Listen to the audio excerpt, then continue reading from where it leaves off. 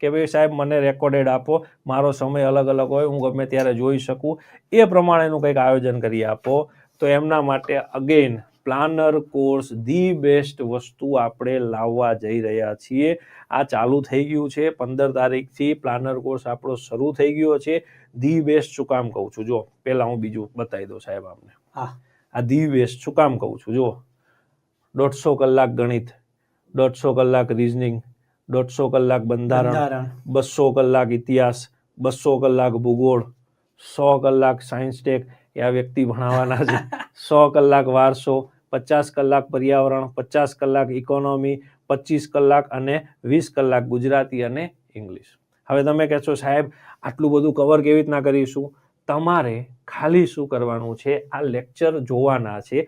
આ જ ટાઈમની અંદર તમારી પાસે નોટ્સ પણ બનાવશે ફેકલ્ટીઓ, એ નોટ્સ બનાવતું જવાનું છે. આટલો સમય તમારે આપવાનો છે.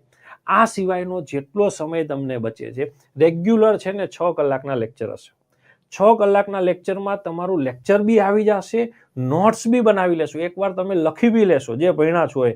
અને એ 6 કલાકના લેક્ચર બાદ ખાલી 3 કલાક આપો, 2 થી 3 કલાક, કે જેમાં તમે જે લેક્ચરમાં ભણી ગયા છો, જે નોટ્સ બનાવી ગયા છો, એને એકવાર ફરીથી રિવાઇઝ કરી નાખો. 2 કલાક મેક્સિમમ લાગશે, કારણ કે એકવાર તમે ભણ્યા, એકવાર તમે નોટ્સ બનાવી લખી નાખ્યું, અને પછી 2 કલાક તમે આપી દીધા એને રિવાઇઝ કરવા માટે, એટલે આખો ખેલ ખતમ.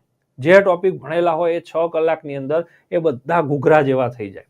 એટલે થોડુંક વિચારીને, અમને ખબર છે કે કેમ આટલો લેન્ધી કોર્સ બનાવેલો છે, કારણ કે તમે લાસ્ટ પેપર જુઓ, બહુ ડિટેલમાં પ્રશ્નો આવી રહ્યા છે.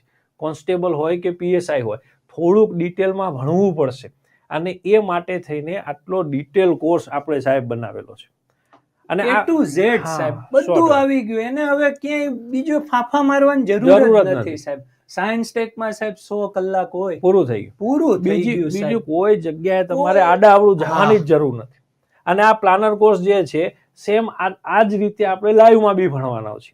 લાઈવમાં બી એ જ રીતે આપણા નોટ્સ લખાવવામાં આવશે, એ જ રીતે આટલા ડિટેલમાં લેક્ચર આવવાના છે, રાઈટ. અને મેં કીધું એમ કે સાહેબ 1500+ કલાકની તૈયારી કરવાની છે. મિનિમમ 2000 કલાકની નોટ્સ લખશો, મેન્સનું કરશો, એટલે ટેસ્ટ આપશો, આ બધું થઈને 2000 કલાક જેવી તૈયારી થશે.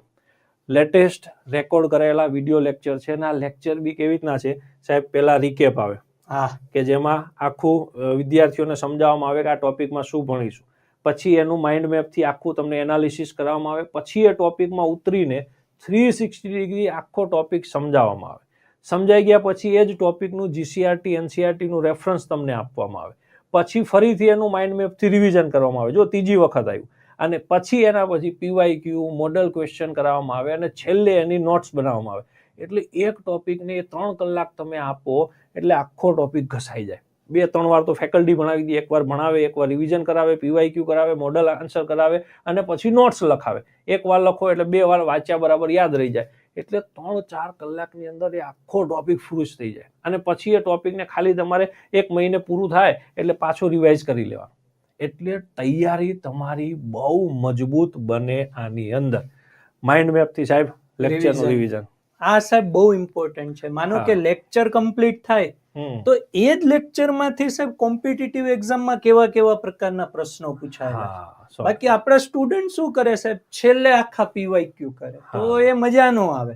આ તો ટોપિક વાઇઝ આપણે દરેક ટોપિક ચાલતો હોય ને એની નીચે જ એના પીવાયક્યુ આવી જાય, એટલે એને ખબર પડે કે સાહેબ આ જે વિડીયો બહુ ઇમ્પોર્ટન્ટ વસ્તુ છે. અને બીજું સાહેબ, આની અંદર આપણે એડ કર્યું છે મોડલ ક્વેશ્ચન.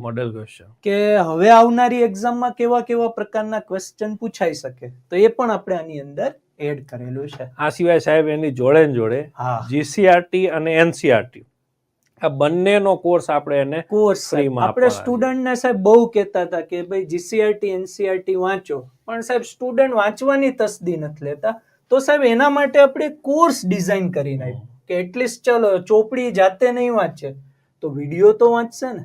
તો આ બંને પ્લાનર કોર્સ તમારી સામે રજૂ કરેલા છે, અને આ બંને પ્લાનર કોર્સ સાથે એક સરપ્રાઈઝ છે કે જે નોટ્સ તમારે લખવાની છે એ 5 સ્ટડી નોટ્સ પણ તમને અહીંયાથી મોકલવામાં આવશે.